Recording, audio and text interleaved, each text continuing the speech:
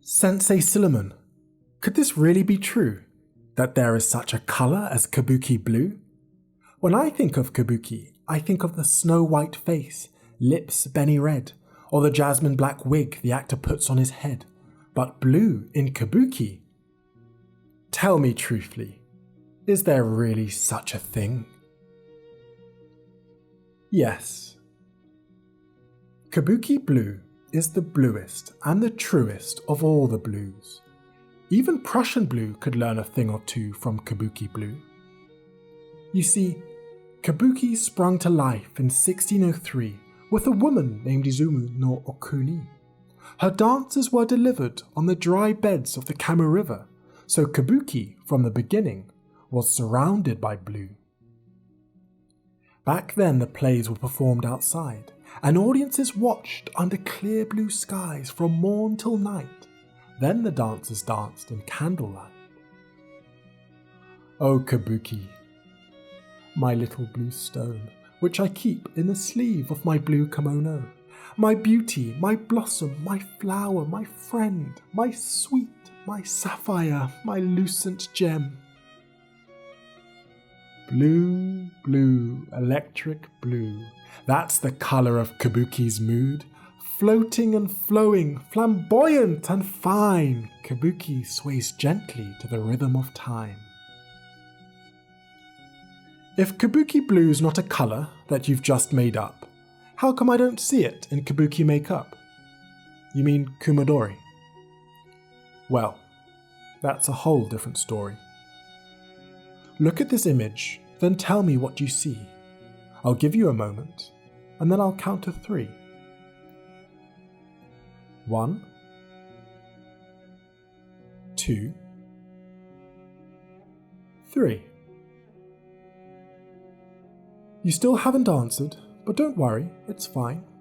Look at these patterns of bold blue painted lines, around the lips and the nose, around the corners of the eyes. This colour is made from indigo dye.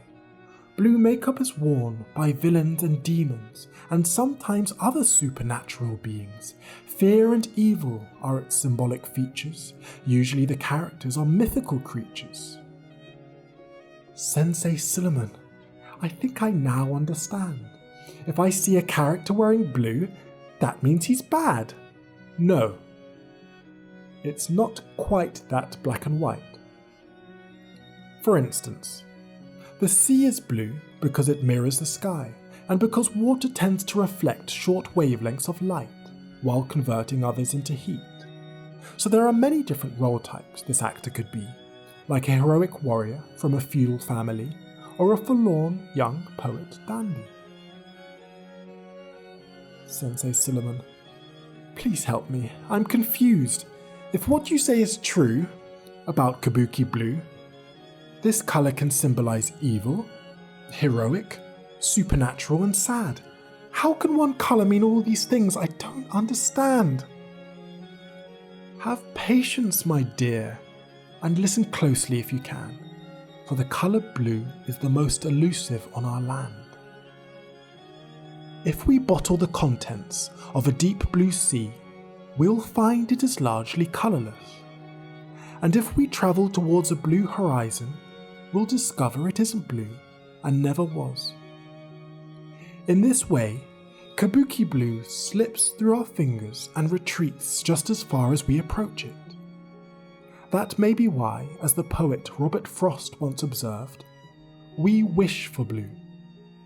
We wish for it because we know we can't have it. This oscillation of presence and absence, this teasing existence at the margins of our world, is at the heart of blue's cultural significance. After all, how can one look at a blue sky or horizon and not fantasize about what lies beyond it? As we readily follow an agreeable object that flies from us, wrote Goethe, so we love to contemplate blue, not because it advances towards us, but because it draws us after it.